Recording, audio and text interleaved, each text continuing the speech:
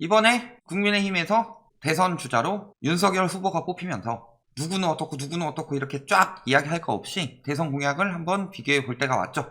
그리고 이런 공약들 말한다 이런 게 아니라 이런 공약들이 부동산 시장에 어떤 영향을 미치는지, 그리고 부동산 시장은 경제랑 연관이 있는데 사실 정책으로 억제하고 하는 것들은 한계가 있고 핵심은 경제 상황이죠. 그래서 끝에는 경제 상황을 봐야겠더라.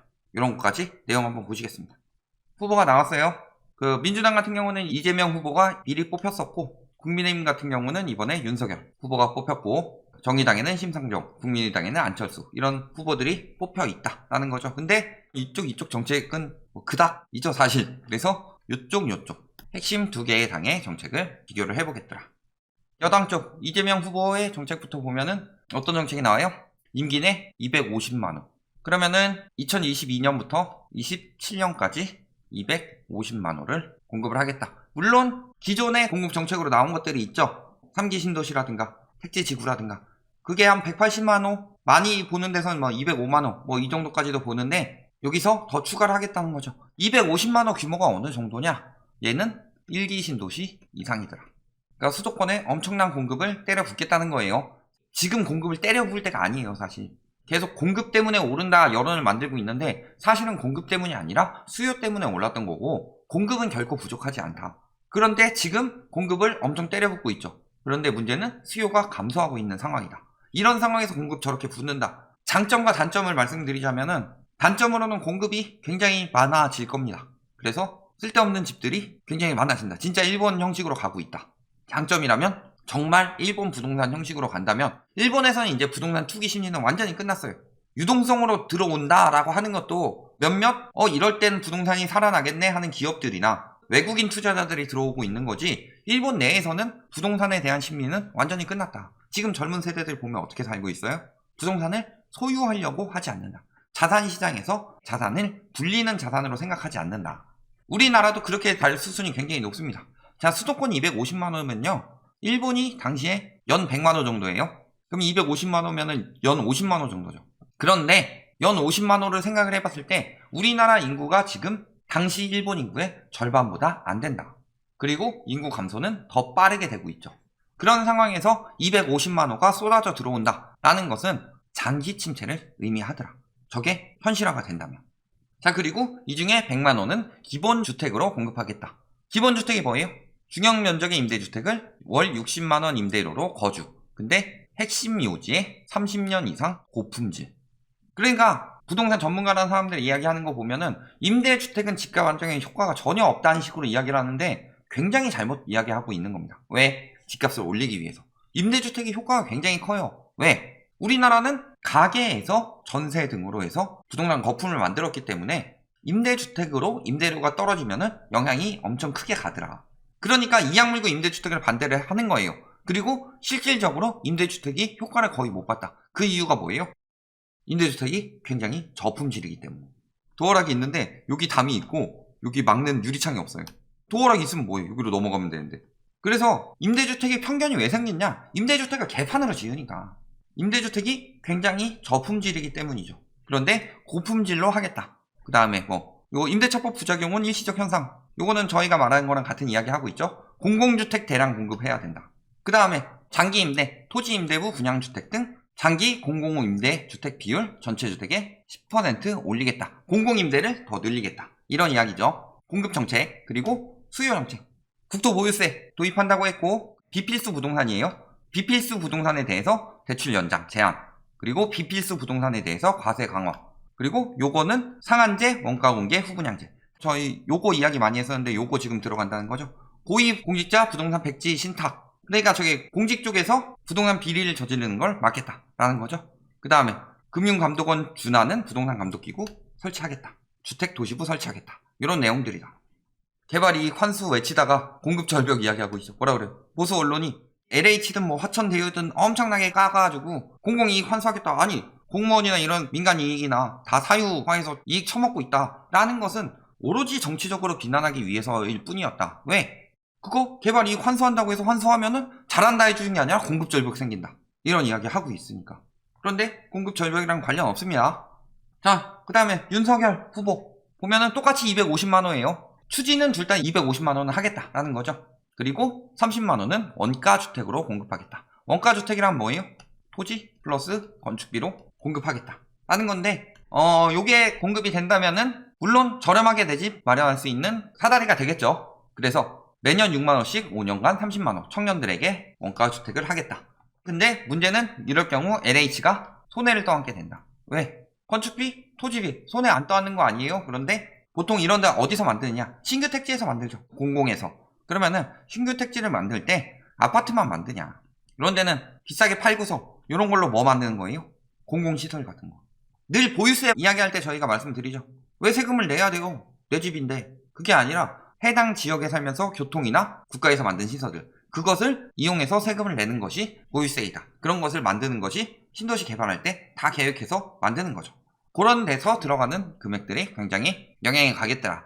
그래서 뭐 국고에서 충당한다는 이야기가 있는데, 혹은 다른 분양지에서 더 충당할 수도 있을 가능성이 있다. 왜냐면 국고가 오늘도 기사 엄청 떴잖아요.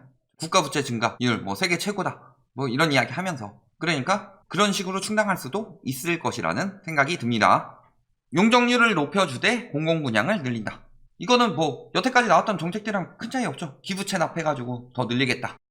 그 다음에 장기보유 1주택자 양도세 경감. 근데 장기보유 1주택자인데 다주택자 매물 유도는 조금 애매하죠. 양도세를 좀 경감하겠다는 이야기를 많이 해요. 그리고 재개발, 재건축, 대폭 허용, 그리고 정비사업 규제 완화와 민간 개발을 추진하겠다. 요거는 저희가 많이 말씀을 드렸어요. 민간 개발을 추진할 때 똑바로 제대로 환수가 되지 않으면 수요가 많아져서 문제가 생길 수가 있다. 잘못된 규제와 세제 정상화 이야기한 게 청년 신혼부부 생애 최초 LTV 80% 대출 규제 완화. 비난하는 게 아니라 이거는 차츰 돼가야 될 게 맞습니다. LTV는 차츰 완화해주되 DSR을 확실히 강화해야 된다. 그래서 갚을 수 있는 사람이 빌려야 된다. 미국 같은 경우는 DSR은 진즉에 도입이 됐기 때문에 LTV 막 80% 90% 이렇게까지 나온대요. 차츰 도입해야 되죠. 요거. 그 다음에 양도세 인하는 수요 정책이라고 했는데, 양도세 인하 문제가 뭐다? 투기 수요가 들어올 수 있는 정책이다. 그 다음에 보유세 완화. 1주택자에 한해서는 어느 정도 정착이 되면 완화하는 게 맞습니다. 지금은 거품이 많이 쌓였기 때문에 거품 빠진 다음에 1주택자는 완화하고 다주택자는 더 강화하는 방향으로 가야 한다. 민간 임대사업자. 요거는 심지어 보수 측의 전문가나 건설 마피아 측 전문가들도 요걸 가지고 뭐라 그래요? 집값 올리는데 핵심 역할을 했다라고 했는데, 요거 활성화는 좀 문제가 있죠. 임대차법 되돌리겠다. 자, 지금 3개로 3중 가격 돼 있는 거 다 여기다 맞추겠다는 거죠. 그런데 문제는 뭐냐? 한번 올려놓으면 낮춰요? 이런 식으로 여러모리에서 올린 거는 안 낮춰요. 결국엔 뭐 때문에 낮춰진다? 떨어지면 금리 때문에 낮춰진다. 그러니까 만약에 당선이 돼서 요게 환원이 되고 전세 가격이 떨어졌다. 이게 임대차법 때문에 올랐으니까 임대차법을 폐지하는 게 맞는 정책이다 라고 하는 건 이건 굉장히 잘못된 거다. 왜냐면 지금 금리 올라가고 있어서 이미 전세가 꺾이고 있었기 때문에. 전세보증금 올리지 않는 임대인에겐 인센티브 부여하겠다. 이런 것은 임차 시장 안정에 큰 도움이 되겠더라. 자, 비교해보면 어때요? 임기 내 250만원. 진짜 파격적입니다. 언론에서 뭐라고 할지 모르겠어요. 언론에서 진짜 되겠냐 뭐 이딴 얘기 또 할지 안 할지 모르겠는데, 이건 굉장히 파격적입니다. 자, 그 다음에 공급, 기본주택이든 원가주택이든 공급해가지고 조금 더 건설사나 LH 수익보다는 직접 수분양자에게 혜택을 할애하겠다. 이런 부분은 괜찮은 정책이죠. 자, 용적률 상향의 공공분양 공급. 요거는 늘 말씀드렸지만 공공재건축 정부에서 이야기한 것도 다 이런 거였어요. 용적률 상향해줄게. 대신에 임대주택 내놔라. 근데 여기는 임대주택 대신에 공공분양으로 공급하겠다라는 거죠. 임대주택이 필요하다 사실은. 왜냐면 임대주택이 들어오는 것, 지금 인식도 있지만 임대주택이 들어오는 것만으로도 해당 지역의 임대료에 대해서 안정시킬 수 있는데, 만약에 공공분양이 쏟아져 들어온다 라고 하면은 시세를 낮추는 영향이 가겠지만, 저거는 그냥 수익을 어느 정도 환수하겠다 정도이지, 공공분양으로 공급하나 민간분양으로 공급하나 분양가가 똑같으면 상관은 없는 거죠. 자, 그 다음에 임대차법 부작용 일시적 현상, 요거 이야기하고 있는데, 이쪽에는 임대차법 환원한다고 그랬어요. 저희가 생각하는 건 임대차법은 노태우 정부 때 2년으로 늘렸을 때 지금 어때요? 1년인 게 좋아요? 2년인 게 좋아요? 그건 항상 일시적 현상이고, 거기에 금리 떨어진 거 가지고 호도를 한 거다. 그래서 환원 안 해도 조만간 얼마 안 있어서 역전세 날 수 있다. 여러 번 말씀드렸어요. 금리 인상 폭에 따라서. 이거는 되돌리면은 오히려 악영향만 미친 상황이 되는 겁니다. 그 다음에 국토보유세 이런 것들은 해야 되죠. 이런 것들 봤을 때 문제가 될 만한 것들 같아 보이는 게 요거하고 요거. 보유세 같은 경우는 1주택자만 한해서 완화해준다면 나쁘지 않습니다. 왜냐면 고가주택이 잘 안 떨어질 수는 있지만 핵심은 다주택이 가수요들이 많이 가져가는 것을 도로 공급으로 내놓게 되면은 결국에 거기까지 영향이 가기 때문에 고가주택에 대해서 한다. 대신에 1주택에 대한 정의를 강화해야 되겠죠. 아버지 1주택, 어머니 1주택, 아들 1주택, 딸 1주택 해가지고 그 집은 전체적으로 4주택인데 1주택자인 것처럼 다 책정이 된다. 이런 부분에 대한 제도 보완은 필요하겠다. 1주택에 대한 완화를 확실하게 들어가려면. 자, 요거는 장기적으로 봐야 될 건데 요거 된다고 해서 막 사람들이 막 몰리냐?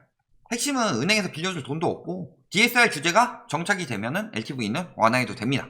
그러니까 이번 정부에서 LTV 계속 강화한 거는 DSR이 정착되기 전에 LTV를 일단 막아놓은 거고 DSR이 정착이 되면은 LTV는 완화해도 크게 문제는 없다. 한 80%는 좀 심하고 한 70% 정도까지는 완화해도 크게 문제는 없다. 초이노믹스 때는 DSR 없이 완화했으니까 그게 엄청난 문제가 되었던 거고 지금은 DSR이 적용이 되고 내년 7월부터는 DSR 3단계 적용되니까 그 뒤에는 LTV를 좀 완화해도 큰 문제는 되지 않겠더라. 이런 부분까지 보시면 되겠죠. 여기 뭐 정권 교체하신다는 분들 해서 양도세 낮추고 보유세 높여야 된다. 이거 잔타 들어오라는 신호예요. 1주택자 보유세 부담을 낮추고 자꾸 양도세 완화하는 거 이거 다 지금 언론에서 바람잡이 해놓고 양도세 낮추기를 원하고 있는 거죠. 저거 세게 나가줘야 됩니다. 신규 이런 것들은 사실 요거는 지금 이미 가격 형성된 뒤라서 그러면은 먼저 받은 사람들의 형평성 문제가 있기 때문에 신규 전월세 임대료 적용보다는 KB 시세나 공시가격 대비로 전세가격 상한선을 만들어 놓는 것이 좋겠더라. 이쪽은 전반적으로 강화하는 정책 이야기하고 있죠. 토지 초과 이득세나 개발이익 환수제 강화 이런 것들을 이야기하고 있고 여기는 전반적으로 보유세 제외하고는 완화 정책을 이야기하고 있더라. 자, 그러면서 요분 늘 하시는 분이죠. 여기 뭐 하는 데예요? 요분은 뭐 워낙 유명하고 뭐라 그래요? 규제 풀어야 된다. 근데 대출 규제 늘 말씀드리지만 이 사람들은 부동산만 보고 있어. 경제를 안 봐요. 대출 규제 풀면 은행 망해요. 가계부채 우리나라가 세계 최고 수준인데 대출 규제를 더 풀라는 게 말이 돼? 재건축 재개발 풀어라. 늘 이런 이야기만 하고 있죠. 이런 거 풀어주는 후보한테 여러 몰아주도록 하는 거죠. 여당이든 야당이든 재건축 재개발 풀고서 예전에 부동산 3법 같은 거 다시 시행한다. 그러면은 그 정부는 집값을 어떻게든 다시 띄우려고 하는 정부이기 때문에 그런 공약을 내세우면 그것은 부동산을 잡을 생각이 없다고 보시면 되겠습니다. 다만 지금 경제 상황이 굉장히 지금 금리 올라가고 이런 상황이기 때문에 규제를 풀어도 예전에 그 MB 정부 때 규제 풀어도 떨어진 상황이 있었죠. 지금 딱 그런 상황이다. 그래서 뭐 비현실성 하고서 뭐라 그래요? 공급 문제가 아니죠. 과도한 유동성의 문제였다. 정책 실패 늘 이야기하는데 요거 정책 실패가 어떤 정책 실패다? 정책을 똑바로 안 했다는 거예요. 규제 정책 해서 문제가 아니라 규제 정책을 똑바로 안 했다. 더 확실하게 더 퍼져나갈 효과들까지 분석해서 제대로 했어야 된다. 이런 상황이죠. 보통은 이런 식으로 해석하는 것을 이야기를 하는데 이분 같은 경우는 임대차 3법 폐착 뭐 이런 식으로 이야기하고 있죠. 그러면서 완화하면 폭등한다. 이야기 나오고 있죠. 둘 다 낮추면 당연히 집값 올라간다. 인하하면 안 된다. 이런 부분이 이야기들 나오고 있더라. 결론. 자, 핵심적으로 공급 정책은 이대로 시행되게 된다면 굉장히 커다란 영향을 미칠 겁니다. 250만 호면 연 50만 호죠. 연 50만 호면은 예전에 일본 부동산 무너질 때 연 100만 호 들어왔는데 그 당시에 인구 규모가 현재 우리나라 인구의 거의 한 2배 넘고 3배 조금 안 되는 수준이었다. 그렇다는 건 그때보다 공급 폭탄은 더 쏟아진다는 거예요. 두 번째로 대신에 금리는 더 인상하고 있죠. 그리고 은행에서 돈을 안 빌려준다. 그때도 은행에서 돈 안 빌려줬어요. 바젤 1 적용해야 되니까. 다만 문제가 되는 정책들이 보이는 것이 임대사업자를 부활하는 건 좋다. 근데 그 혜택을 만약에 예전처럼 양도세, 그 다음에 종부세, 중과를 안 하는 혜택을 주게 된다. 그럼 요거는 영향이 굉장히 클 것이다. 그래서 요거 하면 안 돼요. 임대사업자를 다시 살리는 것까지는 그렇다 치자. 그 다음에 두 번째로 임대차 3법은 말 그대로 시대의 희생양입니다. 금리 떨어지면서 전세가 오른 거예요. 이거 자꾸 폐지하려고 해서 만드는 건데 이건 폐지하면 안 됩니다. 요 정도가 조금 문제점이 차이가 있겠더라. 부동산 정책에 대해서 굉장히 생각을 하고 들고 온 것들이긴 한데 전반적인 평가를 하자면 공급은 좀 과해요. 일본식 침체가 나올 가능성이 굉장히 높다. 공급에다가 금리 상황만 보더라도. 그리고 규제는 조금 더 1주택 완화 이런 거라면 차라리 그런 쪽으로 가라. 다주택자들에게 혜택을 주는 양도세 완화 혹은 집값 올리는 재건축 재개발 풀어주는 정책 이런 것들은 굉장히 위험하다. 집값을 띄우려는 정책이다. 이 정도까지 확인해 주시면 되겠습니다.